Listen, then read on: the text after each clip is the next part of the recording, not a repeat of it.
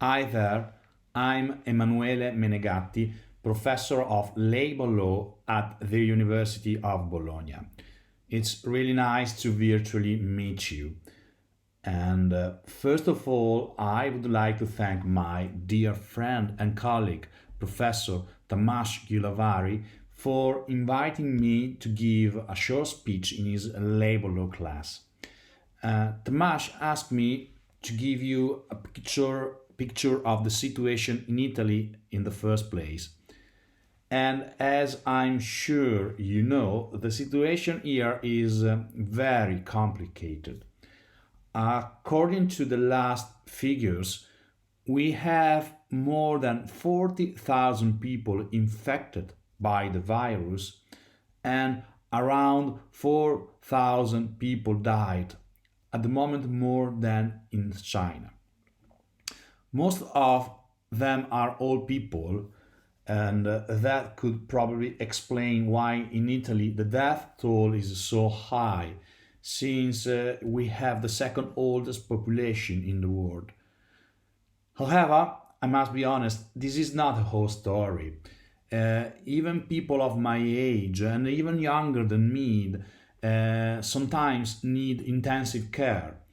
And needless to say, hospitals in the north of Italy are literally collapsing.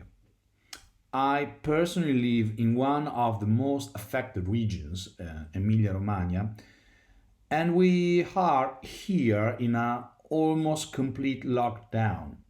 So basically, we should stay home. We can go out as little as possible, only for mandatory reasons like buying food, medicines, and for, of course, for working reasons.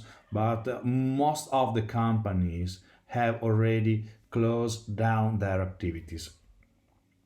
So, if I can give my advice to you, please do your best to prevent the spread of the virus while you still can.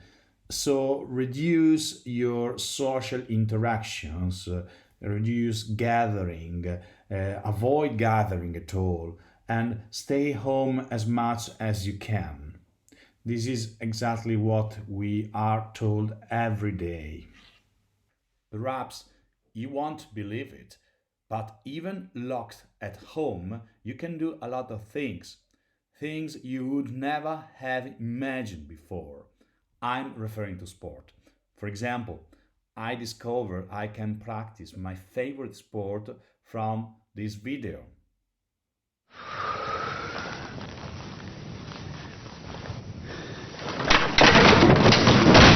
Also spend your day making funny videos like I'm doing right now, or you can even, and this is going to be my best advice to you, you can read this amazing book edited by these outstanding scholars, as you can see here, and so enjoy your lockdown and improve your knowledge. This dramatic situation has labor law and social security implications.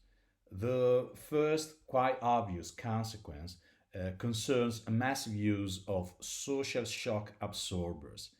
We have in Italy a special scheme for dealing with companies' crises, according to which companies can suspend workers without firing them, and the government will pay the wages or at least a part of them. This is called Cassa Integrazione Guadagni, and the possibility to use it has been extended starting from this week to all companies almost unconditionally. Obviously, this will have a dramatic impact on our public debt, but at the moment, this is not the most concerning thing we have to deal with. However, the most relevant news, in my opinion, for work in times of coronavirus is the massive use of remote work arrangements. I'm doing it now. My colleagues at university, they are doing it now. I have many friends doing it now. We call this smart or agile working. It refers to work performed by means of digital technologies, and the work here is organized by stages, cycles, and objectives without strict working time and working place constraints. So basically, you are free to self organize your work.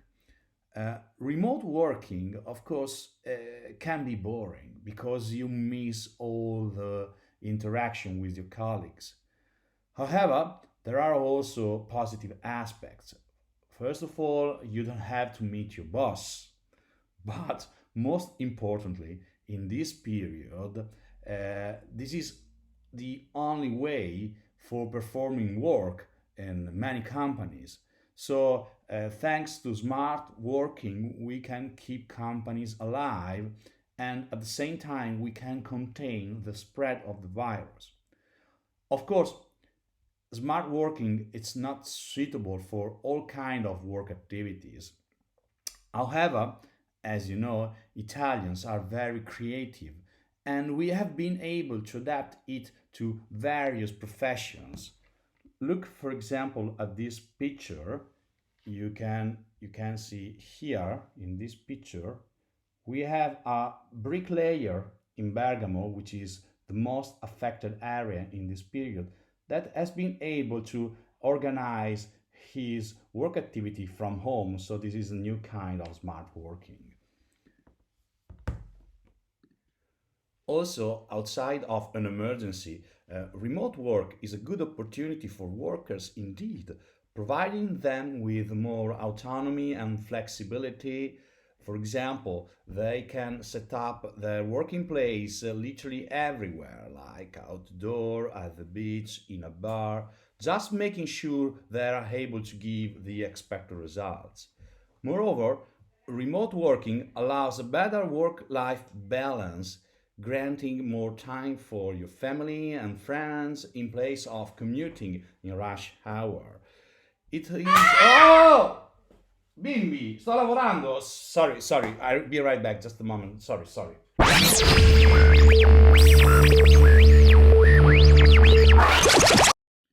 Really sorry. You just saw work life balance in action. So, I was telling you, smart working has good opportunities.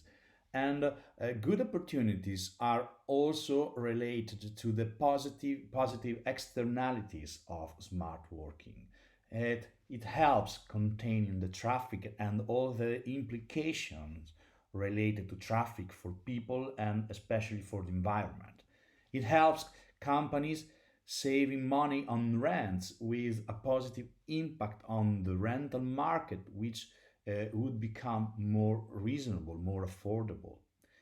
In Italy, the remote work arrangements have been recently boosted by a 2017 law approved in an effort to encourage smart working.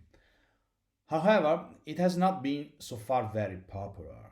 It's increasing, but companies still struggle to get past the idea of having workers under control inside their premises. And as I said, workers very often need social interaction with colleagues, so it's difficult to adapt to this new model. In fact, according to the last statistics available before the crisis, we used to have around half million workers working from home just for few days a week. Currently, we have probably around a couple of millions of workers performing it, of course, for all the week. So, I think it's not an exaggeration to say that when this is over, uh, work will be different. We will be aware of the fact that remote work can normally, regularly concern a fair share of workers beyond our current expectation.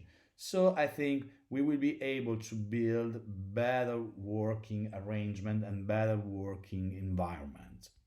Broadly speaking, after the crisis, the world will be necessarily different. We will probably need to reshape our economy and society. And this could also be a fantastic opportunity to build it in a more sustainable way. And the crisis is also a big chance for the European Union in the post Brexit scenario.